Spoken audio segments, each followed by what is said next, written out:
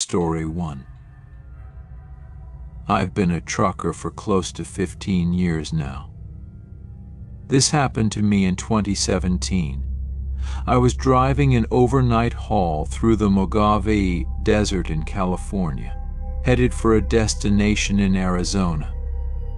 I think I was delivering appliances. I don't really remember. It was pitch black, darkness in every direction. The headlights on my semi were really dim at the time, and I'd been putting off getting them fixed forever. Usually I couldn't tell the difference, but since there were basically no other cars on the road, it was much more obvious. I remember having to strain my eyes every few minutes to make out the road in the distance. That could have been a horror story in itself. I was debating pulling over for a couple of hours and waiting for sunrise, but I didn't want to waste my time. I desperately needed the money at the time, so I kept driving even though it wasn't fully safe.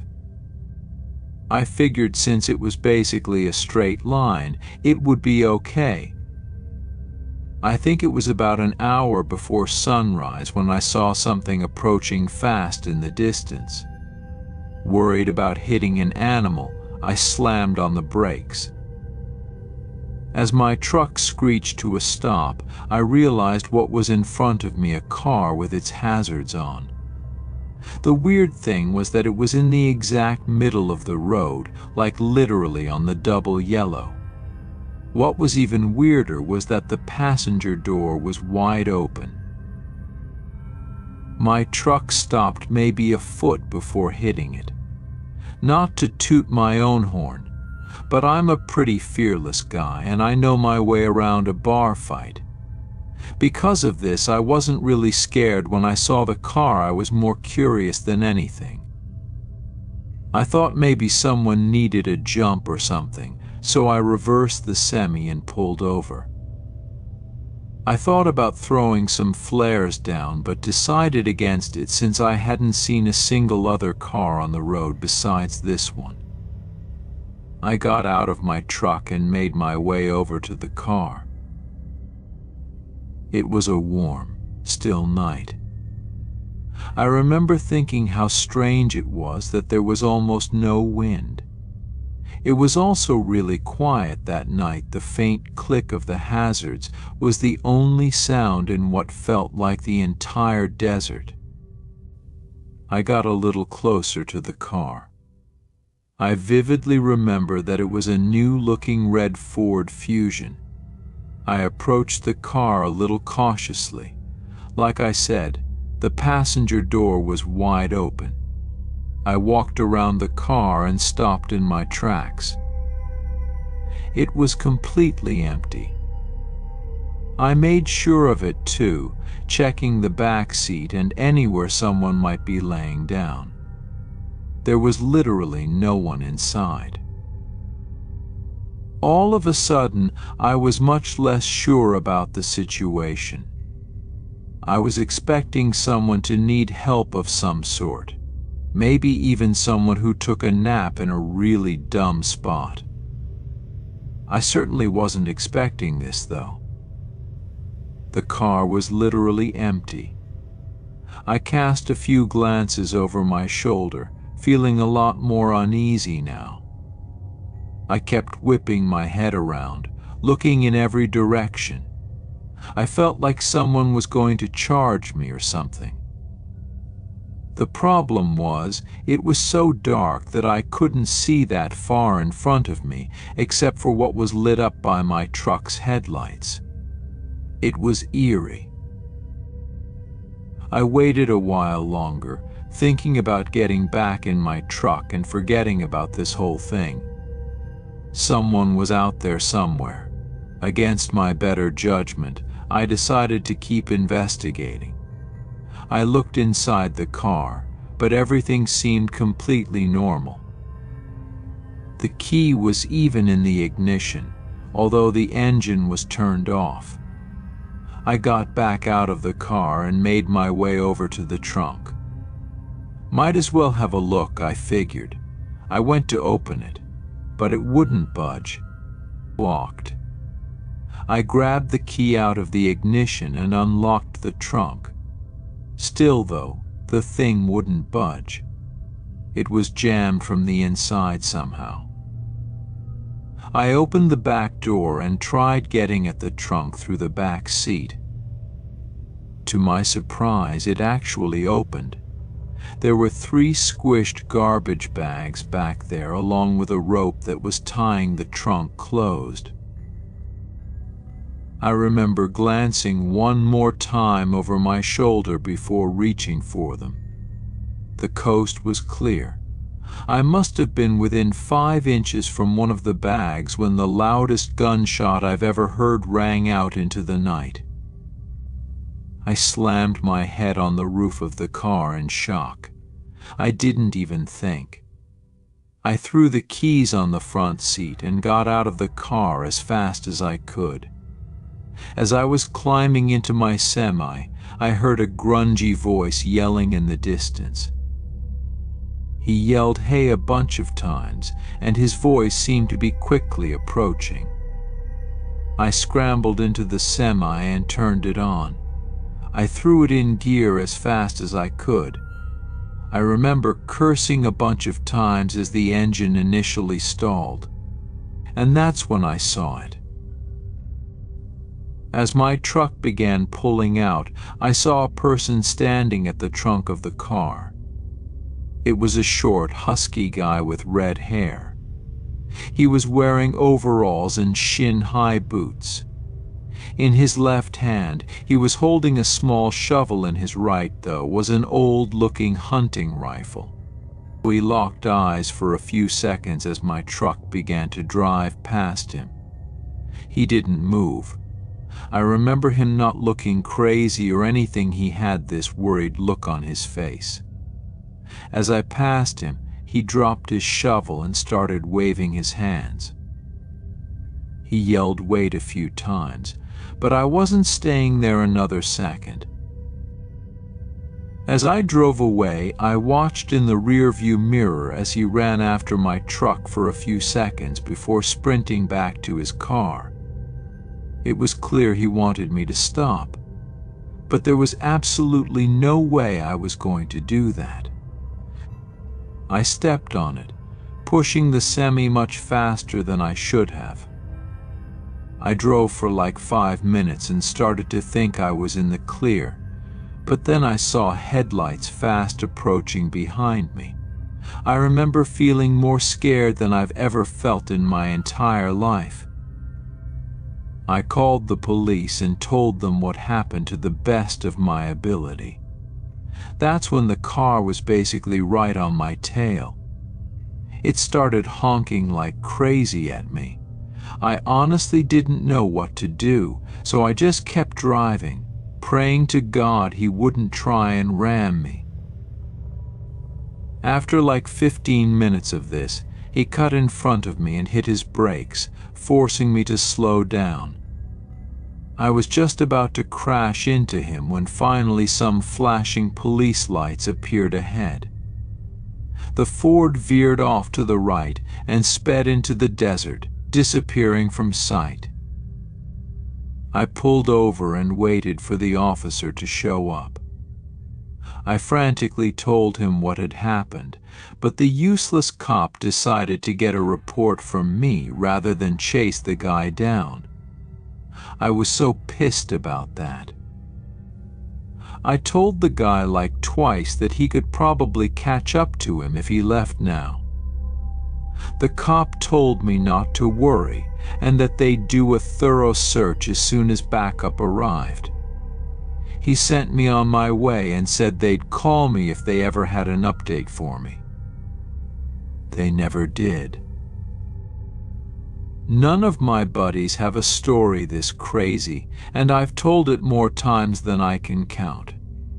The first know what you're probably thinking: that guy was definitely burying bodies. That doesn't really explain why he had such a small shovel or why he tried to follow me. The bags in his trunk were also too small for that. although some of my buddies think he might have done some dismembering. For my own sanity, I like to think that he was burying some other kind of animal, maybe putting a diseased dog out of its misery or some dangerous snakes. I really have no idea. Either way, I've never been totally comfortable driving through deserts late at night after this experience. Story 2. I've been making deliveries for north of 2 years. Obviously, the only strenuous part of the job is the long hours. You can never truly gauge how the isolation will affect you without experiencing it firsthand. My only advice would be to make peace with whatever demons might be lurking in your subconscious, because they'll definitely eat at your brain in the lonely hours. That's what happened to me. Anyway, this happened to me 3 months after getting employed by my first company. I was basically as new in this trade as one could get. I was driving from southern New Jersey to Lafayette, Indiana, a 12-hour drive. 12 hours driving might not seem that crazy, but factor in the fact that I just completed an 8-hour trip, and that should put things into perspective. I wanted to get deliveries done as quickly as possible, so I opted to drive through the night. I'd get to Lafayette just before 3 a.m. Things were going smoothly. There were virtually no other cars on the road, so I was able to push the semi a little faster than normal. About halfway through the drive, I remember reaching down at the center console to chug a Red Bull, but there weren't any. Of course, I had forgotten to restock my truck after completing my previous delivery. After slapping my dashboard a few times, I groaned in frustration, knowing I'd have to stop somewhere. There was nothing I hated more than having to make stops during my drives. I might be unique in this, but I always get exponentially more tired when my vehicle is immobile, even if I'm only stopped for like 20 seconds. After glancing up at the navigation, I figured I had no choice, either fall asleep on the road or stop and get an energy drink. In my brain, those options were pretty much equivalent. Reluctantly, I pulled into the first service stop I saw. I had literally no clue where I was, probably somewhere in Ohio at this point. Too late, I realized this wasn't actually a service stop. It was what looked like an abandoned gas station and a repurposed convenience store. Not sure if there's any better way to describe it. Either way, it looked like there was another quick stop store not far up the road, so I figured I'd go there if anything. I parked the semi and made my way over to the first convenience store. To be completely honest, I was expecting one of two things to happen: either the place would be open, or the door would be locked. You can imagine my surprise then, when the door swung open into a pitch-black store. I looked around, hoping maybe I'd get lucky and there would be a drink or snack left behind. Just before I was about to turn around, my eyes adjusted to the darkness, and I picked up on a faint glow emanating from the corner of the room. I made my way over to it, and the glow turned out to be coming from a back room of some sort. Curiosity got the better of me, and I opened the door slowly. To my pleasant surprise, there was a plugged-in refrigerator against the wall. Eagerly, I opened the door but found nothing, literally nothing. The shelves had literally been removed, like the whole appliance had been gutted. As I was shutting the door, I was 90% certain I heard a clatter from the main room, like something hitting the floor. I froze for a good 10 seconds. Had I imagined it? There was no way. Quietly, I walked back into the main room and looked around. Nothing. Part of me wanted to keep investigating, but I didn't have time for this. I walked out the entrance door and basically jogged to the other shop. It was open, thank God. I paid for my drink and made it back to my truck. Something about this whole stop felt wrong. I needed to get back on the road as soon as possible. I took one last glance at the abandoned store and noticed the door was now open. I was 100% positive I had shut it behind me. It wasn't my job to figure out what was going on here, though, so I started the engine and merged my semi back onto the highway. The caffeine started kicking in and snapped me out of my tired haze pretty quickly.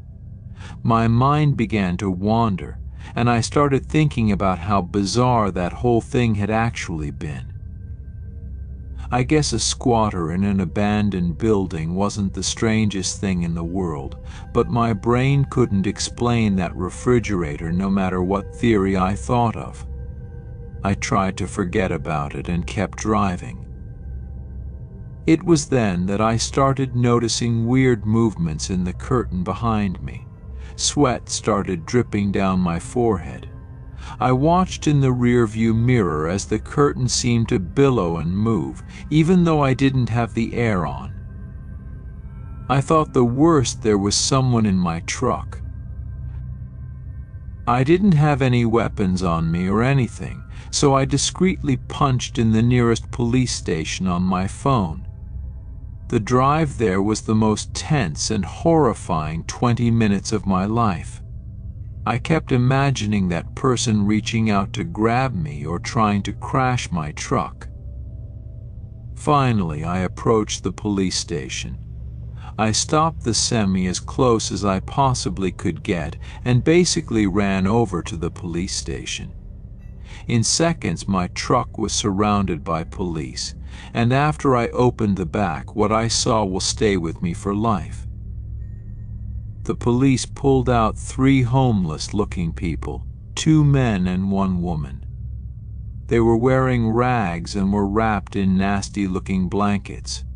One of the men was armed with 2 switchblades. All 3 of them refused to talk but stared menacingly at me as they were getting cuffed. I have no idea what they wanted. I don't think I'll ever know. Story 3. When I was about 8, we lived in a small town in Utah. It was a town with a tiny population, and I hated it. Now, I'd probably think it was quaint and charming, but back then it was miserable. We moved there from another part of the state because my dad got transferred. Our house was in the woods, far from any neighborhoods or people. I remember feeling isolated all the time. My parents were very loving and I had a great childhood, but I didn't have any friends close by, and it wasn't easy to make any. Our new house was an old farmhouse. It creaked and groaned a lot, and I would get scared at night from the noises it made. Sometimes I would wake up and swear I heard footsteps in the hallway, but my parents always said it was just the house settling. One night I was in bed, trying to fall asleep, but it was no use. I kept hearing the house creak, and it was getting on my nerves. I threw the blankets off and decided to get a glass of water from the kitchen. I tiptoed down the stairs, not wanting to wake anyone up. When I got to the kitchen, I noticed something strange. The back door was slightly open. I was confused because my dad always made sure it was locked before bed. I figured maybe he had forgotten. As I approached the door, I could feel a cold breeze coming in from outside. I reached out to close it, but before I could, I heard a noise coming from the living room. It sounded like something scratching against the wall. My heart started to race, but I was a curious kid, so I went to investigate. I walked into the living room and froze. There, standing in the middle of the room, was a man.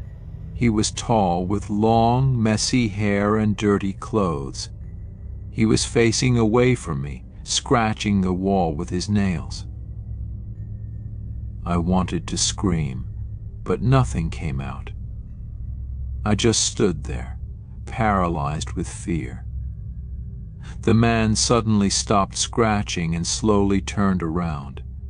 His eyes were wild, and he had a crazed look on his face. He smiled at me, and I could see he was missing several teeth. I finally found my voice and let out a blood-curdling scream. My dad came running down the stairs, and the man bolted out the back door. My dad chased after him but didn't catch him. We called the police, but they never found him. After that night, I had trouble sleeping for a long time. Every time I heard the house creak, I would jump, thinking the man was back. We eventually moved out of that house, but the memory of that night stayed with me. Even now, as an adult, I get uneasy when I hear strange noises in the middle of the night. Story 4. My name is Kevin. I've been a trucker for various companies for the better part of 15 years now. Things have become pretty routine at this point. I pick up the goods and materials, verify them for accuracy, and deliver them as instructed. We're not paid by the hour, so efficiency is the most important thing in this line of work. For someone like me who's been doing this forever, I like to think I can outwork all these young guns that are snapping these jobs up. This isn't always great, though, because I usually push myself to the absolute limit when it comes to functioning on barely any sleep. 4 years ago, I was working for a warehouse based in North Dakota. For anyone who doesn't know, North Dakota is one of the flattest states, which makes trucking a little easier. This also meant that skipping out on a few hours of sleep could mean the difference between employment and getting the sack. It was a chilly Tuesday morning in May. The beginning of the week meant that more loads needed to be shipped, which meant more work for me. I wanted to knock it all out in one shot, so I traced my route into Montana accordingly, planning on not stopping even once to sleep. I hit the road a few hours after lunch, expecting to reach my destination very early the next morning.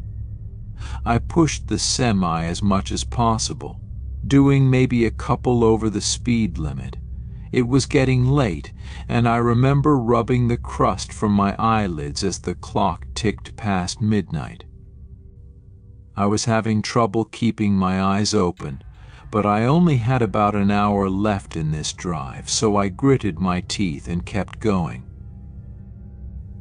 My buddy Tristan, who was also a trucker, introduced me to smelling salts when I first started out. If you don't know, smelling salts are basically some kind of crystals in a little bottle. One sniff, and you're wide awake. You have to be careful, though. Too many back-to-back uses could be dangerous, or at least that's what Tristan told me. They burn your nose a little bit, but whenever I needed a boost, I'd reach for the smelling salts first. This was one of those times. I took a big whiff and shot my head back, my reflexes taking over. I felt the adrenaline course through my body, and I hoped the feeling would last the rest of the drive. A half-hour shot by and I was really struggling. I felt myself start to doze off, and the blare of my truck drifting into the shoulder jolted me awake. This was getting dangerous, I thought. I had to pull off. I was all alone on the highway, but there was nowhere to pull off. There was just woods on either side of me.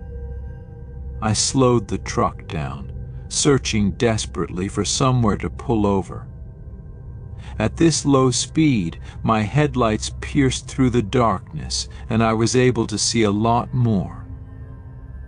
As I looked around, I saw something that confused me. There was a purple dress lying in the middle of the road. What the hell, I thought, rubbing my eyes. Was I hallucinating? I blinked like 6 times just to make sure I wasn't going crazy. It was real. I approached the dress with my truck and stared at it as I rolled by. In hindsight, this should have been more of a red flag, but I think I was just too exhausted to process what was going on. About 200 or so yards away, I passed a pair of shoes. Now I was starting to freak out. What the hell was going on?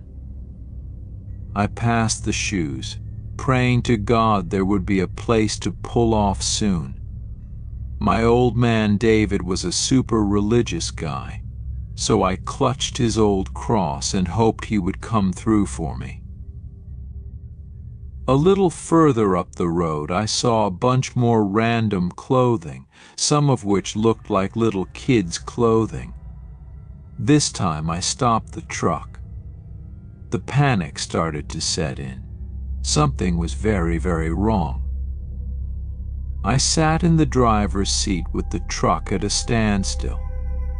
I was expecting something to happen, but it never did. So I did what my instincts told me to do. I stepped out of the truck and went to inspect the clothing. I still remember the feeling of the chilly morning air piercing my skin, which definitely helped my exhaustion. I approached the pile as cautiously as I could. It was indeed kids' clothing. It looked like there were both boy and girl pieces of clothing in the pile. I looked around into the woods, but I couldn't see much of anything in the darkness. I had my head on a swivel, worried that this was some kind of trap.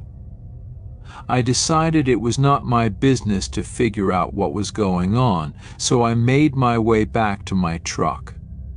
Just then, I heard a crunch from the left. I whipped around, trying to see what was there. I stood there, waiting to hear another sound. After about 30 seconds, there was another crunch, but this time from the opposite side of the road. My survival instincts kicked in and I sprinted towards the truck. I jumped into the front seat, but just before I slammed the door, I heard a child's scream ring out. I froze, my heart bursting out of my chest. I was caught in a crossroads. I wasn't going to fight some random people in pitch-black woods, but I couldn't just abandon some helpless kids either. Before I could make a decision, another almost identical child's scream rang out. Without thinking, I turned the truck on and pointed its nose toward the spot in the woods where I heard the noise. My headlights lit up about 30 yards into the woods. There were 3 or 4 people, one of whom was holding a massive speaker. They ducked behind a couple of trees as my truck lit them up, but I had exposed them for just enough time to make out what they were doing. They hid from the light before I could really make out any distinctive features. But I swear on my old man David's grave they were holding up a speaker, trying to lure me into the woods with a fake kid screaming. I was just in shock. I just sat there staring at the trees those people had just hidden behind. I reached for my phone to call the police, but before I finished dialing, I heard a thump from the body of the truck. Someone had thrown something from the other direction. I was done. I turned back to face the road and slammed on the gas. As I sped off, I could make out a person on the other side of the road. He shouted something I couldn't understand before launching something at the truck that cracked the glass of my passenger side window.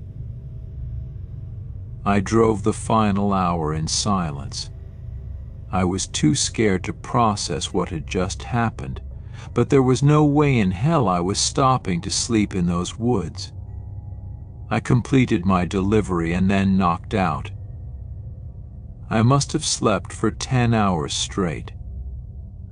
When I woke up, the first thing I did was call the police, who told me they'd investigate those woods and give me any updates.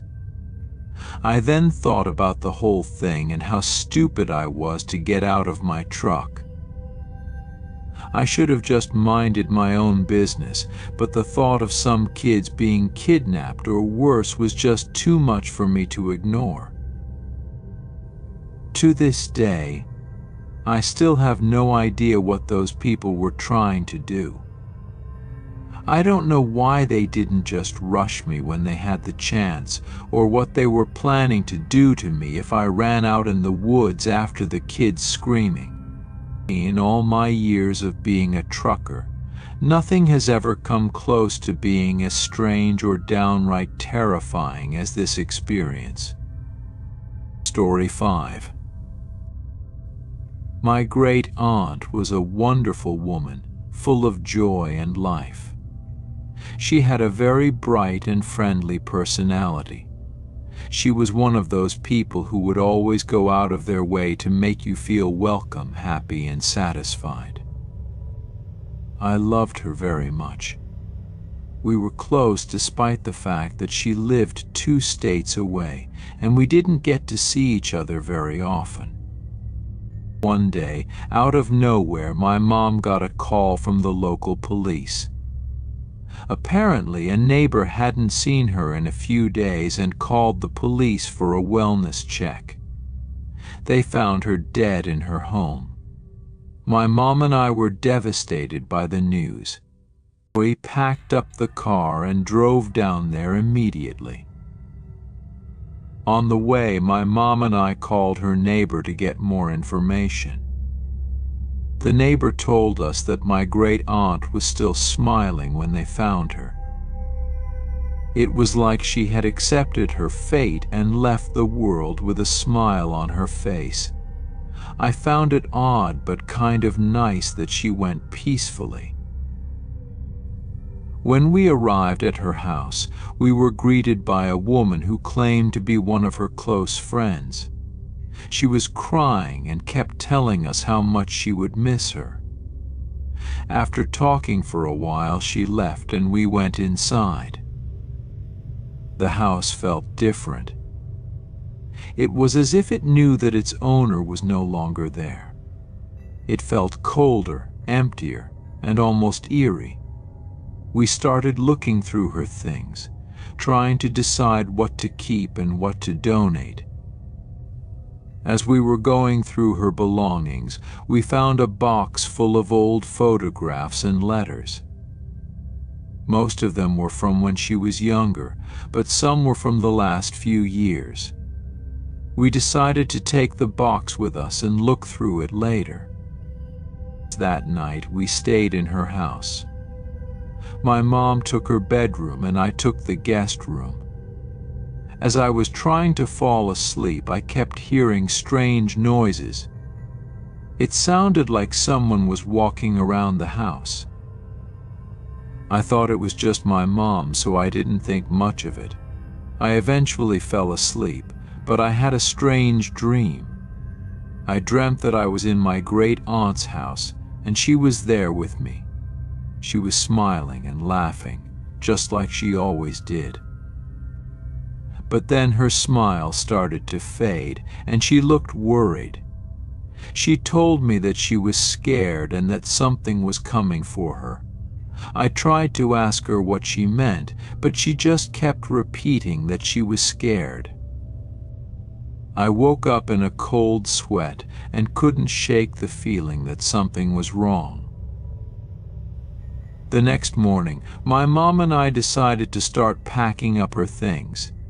We went through her bedroom first. As we were packing up her clothes, I found a small, locked box under her bed.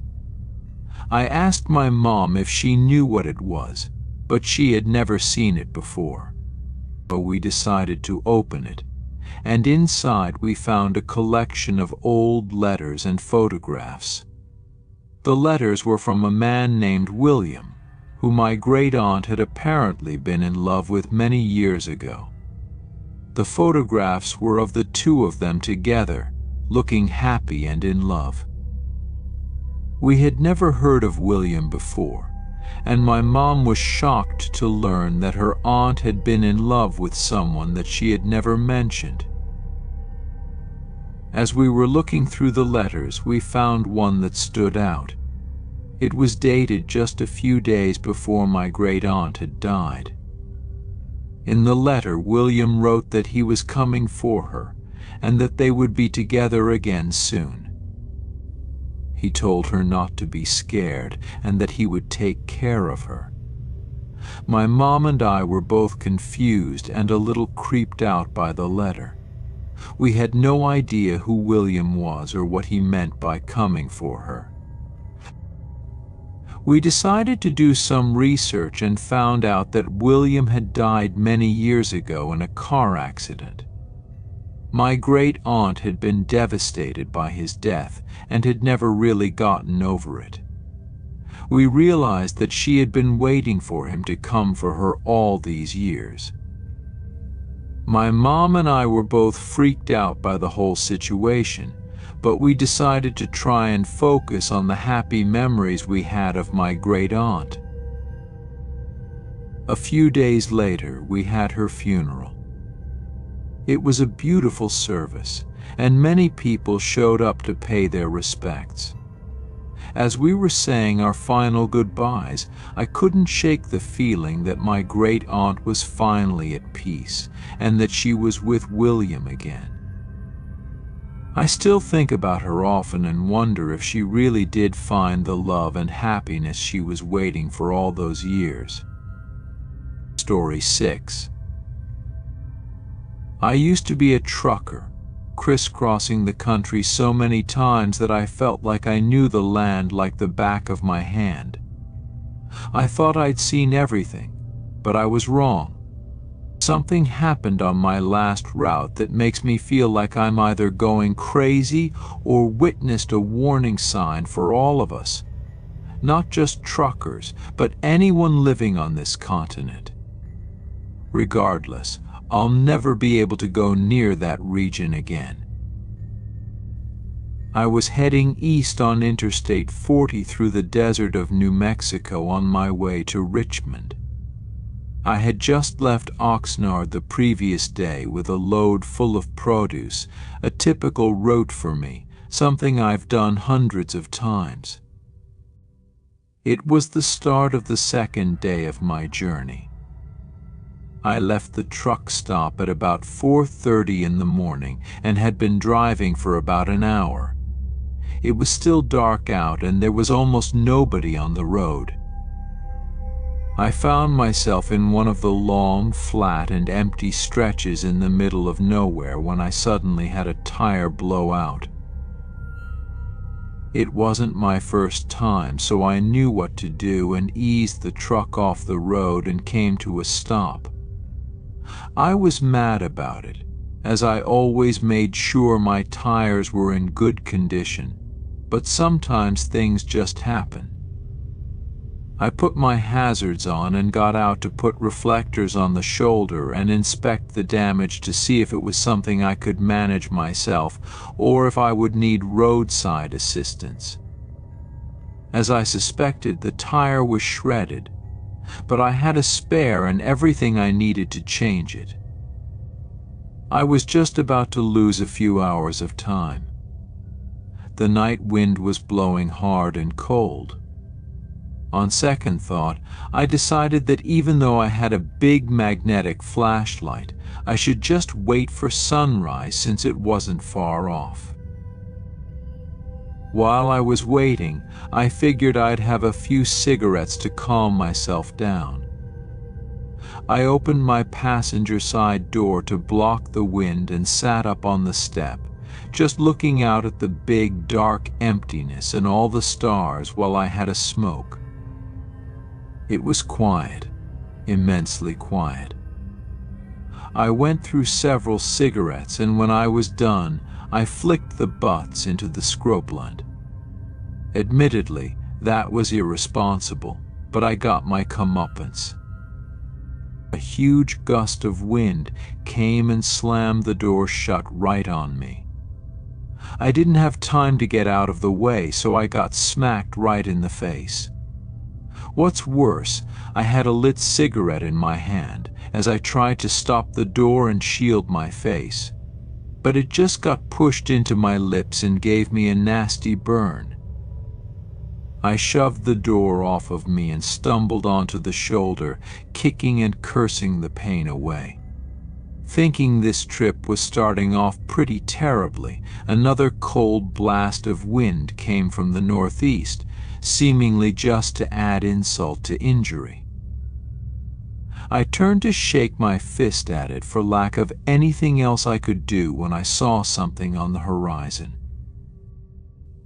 It looked like a person, but they were glowing. Otherwise, there's no way I would have been able to see them in the darkness. The sight of them gave me chills. They were standing at the apex of the slight incline I was on, maybe a mile or two away. They were small, but I could still make them out when I squinted. They were actually standing in the middle of the road. I looked on as they raised their hand into the air, holding something up like it was a spear. Then gradually, more people started showing up behind and either side of them, coming to stand with them at the top of the rise, all glowing the same impossible glow. They were all waving objects in the air. There must have been 30 or 40 of them in all. Finally, it became obvious that they were threatening me with their weapons, spears, axes, and bows. In this moment I felt frozen. An immense roar erupted from the army as they all charged forward at once. Whatever distance between us was about to be cleared in a matter of minutes. Their speed was unnatural, almost supernatural. Panicking, I felt the only thing I could do was climb in my cab and hide.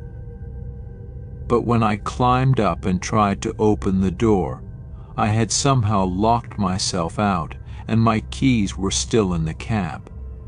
I kicked myself for being so dumb, but nothing was stopping this army of phantoms from running towards me. I turned back to face them, figuring if I died, I wouldn't die running or hiding. I would just face my demise head on. Within moments, they were just seconds away. They sped across the land like the wind itself, wailing battle cries and ready to tear me apart with their primitive weapons. My epiphany came in the last moments. These were lost souls of the Native Americans who died defending this land, which meant everything to them but nothing to me, just an endless expanse of dust and shrubs to pave a road across and drive through without even stopping to appreciate it. I almost thought I deserved it. Even if I didn't do the killing or the paving, I did the driving over their graves over and over again. I wondered why they blew out my tire.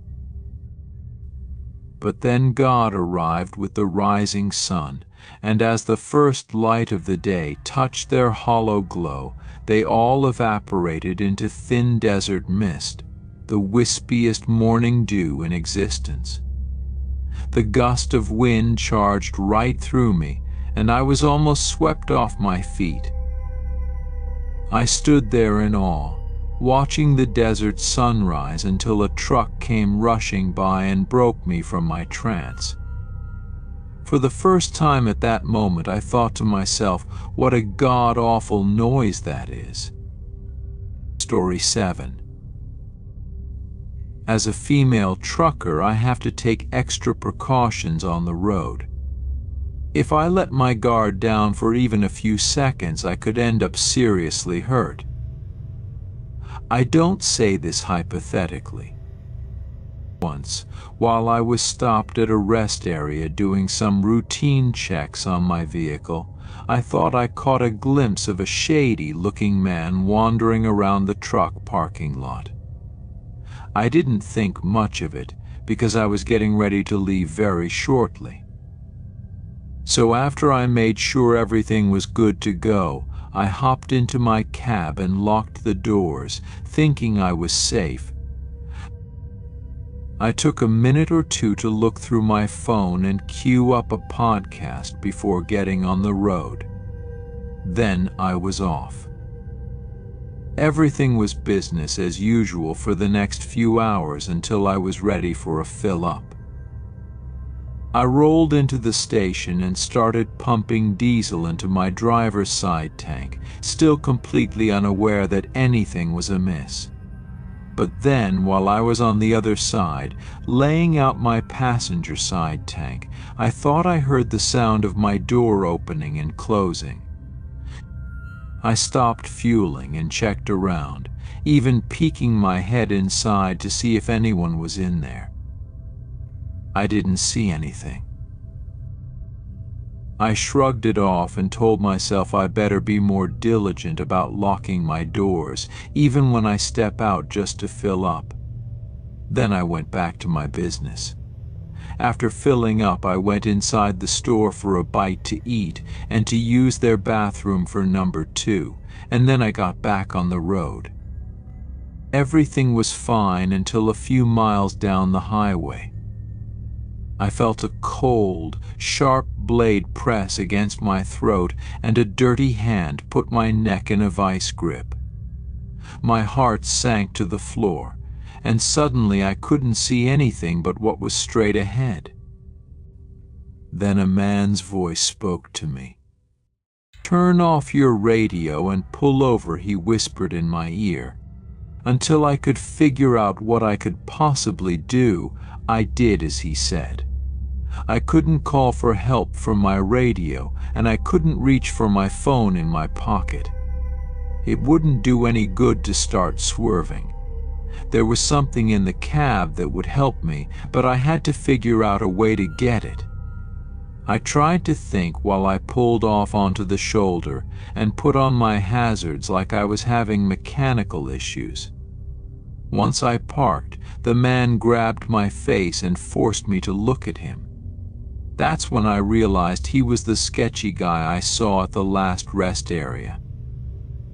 He was even grosser up close, but he was also clearly hell-bent on getting to me. He must have climbed under my cab and held on for over 200 miles, then snuck inside and hid while I was at the pump. Now that he thought he was finally going to get what he wanted, he ordered me to do as he commanded. "Climb into the bunk with me and don't try anything. I need you to be alive. You just need to be warm," he said with a sickening grin. It made shivers go through my whole body, and I almost threw up in his face, but I didn't. He grabbed my arm with his free hand and kept the knife close to my throat as he started to drag me up to the bunk. I knew there was a step getting into it, so while I was still a foot lower than him, I made my move. I grabbed his hand with the knife and I wrenched it away to keep him from cutting me as I plunged a foot into his groin, then yanked him by the arm to throw him over my head. At the last moment, I turned to the side and kicked him away, sending him reeling into the driver's seat floorboard while I landed in the passenger seat. Before he could get up, I opened my glove box and grabbed my 9mm, which was loaded and ready to go the second I switched off the safety. I know it's illegal, but it's the only thing that saved me that night. I pointed it right at him and told him to get the hell out of my truck. He refused to drop the knife, but he put his hands up and started to climb out the door. I followed him to close the door behind him, but as I was pulling it shut, he turned around and grabbed it at the last second. I fell back into the seat, dropping the 9mm on the floorboard because I instinctively went to hold the door with both hands. He latched into a tug-of-war, which I knew he might just win. That's when an interesting idea occurred to me. I let go completely and kicked the door open. The man lost his grip and flew back toward the road, but he never hit the ground. A car was speeding by at that exact moment, and the attacker crashed right into the innocent bystander's windshield. It all flashed before my eyes in a split second, and I got up to watch the car careen off the road and thankfully come to a stop without any other collisions. The attacker was minced meat on impact, and the driver of the vehicle, a 20-something guy, was really shaken up. He was probably pretty traumatized, come to think of it. But when I told him that he hit a scumbag and not a regular trucker, he seemed to be okay with it. Unfortunately, I lost my whole job over this crap, and I ended up unemployed through all of the lockdown. I'm still trying to find another company to get a new transportation contract, but it's been difficult with my record. My family says I should get a job that's not trucking, something safer, but I don't think I want to let this ruin my career. I've been a trucker for 15 years and I've only had this one slip-up. It didn't even have to do with trucking, it was just because some creep thought I was vulnerable. Story 8. When I started out trucking, an old-timer I met at Love's once told me to never tell anybody what I was hauling, no matter how valuable. I thought he was just old and paranoid, as I'd never really heard of truck robberies being a realistic issue. But I shouldn't have taken the old man's wisdom for granted. I had only been trucking for a few years, and I really loved doing it. Now I'm pretty much barred from trucking for the rest of my life unless I manage to save up enough money somehow to buy my own instead of renting under a contract. My series of errors began when I started driving through the middle of the night to avoid traffic and have a smoother ride. People always told me that was all good until I broke down at 2 a.m. in the middle of nowhere, but I discovered it leaves you more vulnerable for more than that reason alone. One night I was taking a break at one of the sketchiest rest stops I've ever been to. It was about 3 o'clock in the morning, and I needed to take a rest before going on any further, but I didn't expect this place to suck as much as it did. It almost looked abandoned, and there was barely anyone stopped there. I should have had the sense to just roll on through and take the next stop, but I didn't feel like it. I parked and pissed and shut my eyes for a few minutes. Then I spotted a vending machine in the building, and I wanted to check it out, maybe get a snack or a coffee or something. I was looking for something to buy when a man came out of the bathroom and approached me. He looked like he was in some kind of biker gang with the obvious leather jacket and tattoos. "Don't bother," he said. "They're all busted." "Oh, well, I don't really need any of it anyway," I said. Then, the man reached into his jacket, and my heart jumped for a second. But instead of pulling out a weapon, he pulled out a flask and offered it to me. "This is what you really need, isn't it?" he asked. "Oh, no, thanks. Had a client, I have to get back on the road." "Suit yourself," the man shrugged and took a swig from the flask. "Well then, good night," I said as I turned around and started walking back to my truck.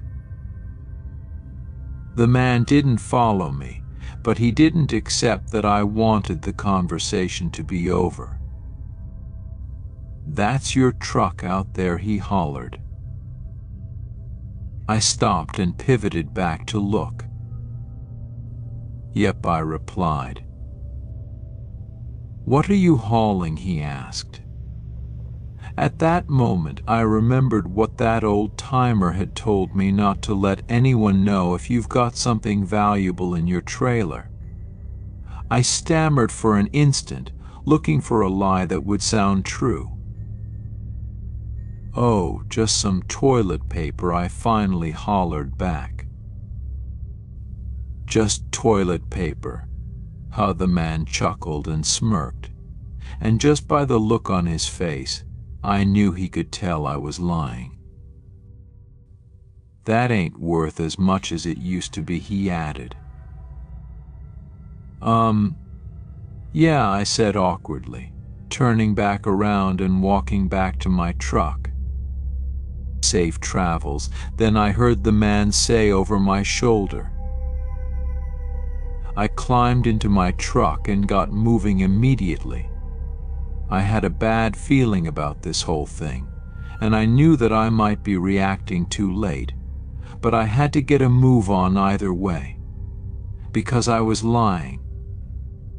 I wasn't hauling toilet paper, I was hauling various medicines for a pharmaceutical plant, many of which would go for a lot of money on the black market: opioids, amphetamines, or in this country, even insulin. Unfortunately, I think the speediness of me getting out of there might have given away that I was hauling something that was worth stealing.